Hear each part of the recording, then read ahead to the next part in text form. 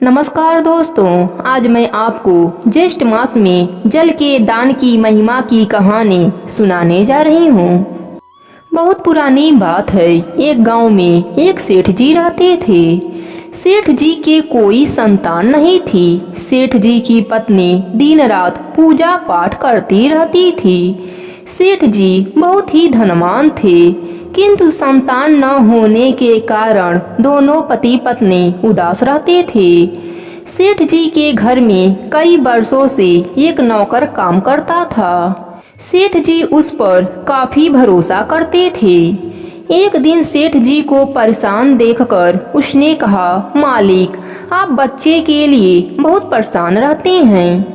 मैं एक बहुत पहुँचे हुए बाबा को जानता हूँ। वह आपके समस्या का कोई ना कोई हल अवश्य निकाल देंगे।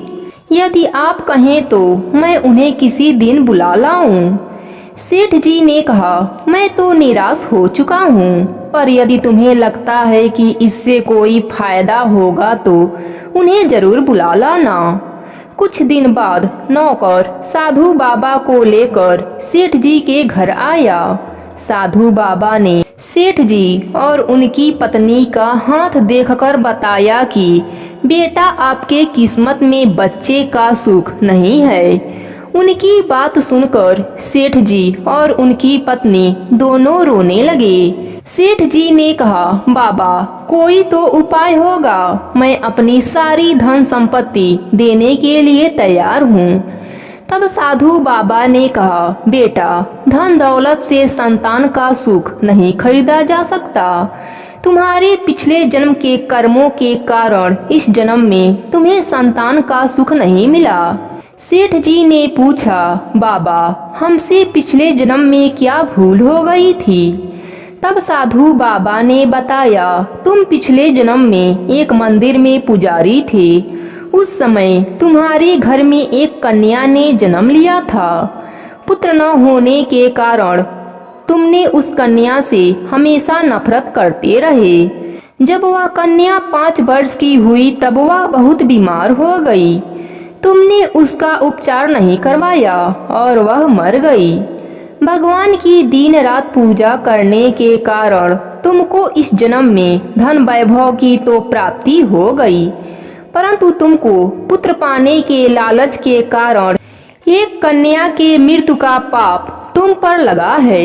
इसी कारण इस जन्म में तुमको संतान की प्राप्ति नहीं हो सकती। यह सुनकर सेठ जी और उनकी पत्नी को बहुत पछतावा हुआ। उन्होंने साधु बाबा के पैर पकड़े और कहा, महाराज, आप त्रिकालदर्शी हैं। कृपा करके इस पाप से बचने का कोई उपाय बताइए। यदि हमें संतान सुख ना भी मिले तो भी कन्या की हत्या के पाप को लेकर हम जीवित नहीं रह सकते। तब साधु बाबा ने कहा, एक उपाय है। यदि आप पूरे ज्येष्ठ मास में प्रातः काल अपने घर से पैदल गंगा जी तक जाकर गंगा स्नान करें और गंगा तट पर बैठकर शुद्ध जल का दान करें और प्यासे को पानी पिलाएं, तो तुम्हें इस पाप से मुक्ति मिल जाएगी। ज्येष्ठ मास में जल का दान महादान होता है। इससे मनुष्य के जन्म जन्म के पाप नष्ट हो जाते हैं, परंतु इस कार्य को संकल्प लेकर पूरा करें। यदि तुमने बीच में ही छोड़ दिया तो तुम पाप के भागी बनोगे। सेठ और उनकी पत्नी ने पूरे ज्येष्ठ मास में गंगा स्नान किया और जल का दान किया। ज्येष्ठ मास में गंगा स्नान और जल के दान के पुण्य से सेठ का पाप समाप्त हो गया। ठीक 1 साल बाद सेठ के घर में एक सुंदर कन्या ने जन्म लिया। इस प्रकार जाने अनजाने में हुए पापों से मुक्ति पाने के लिए जल का दान अवश्य करें। धन्यवाद।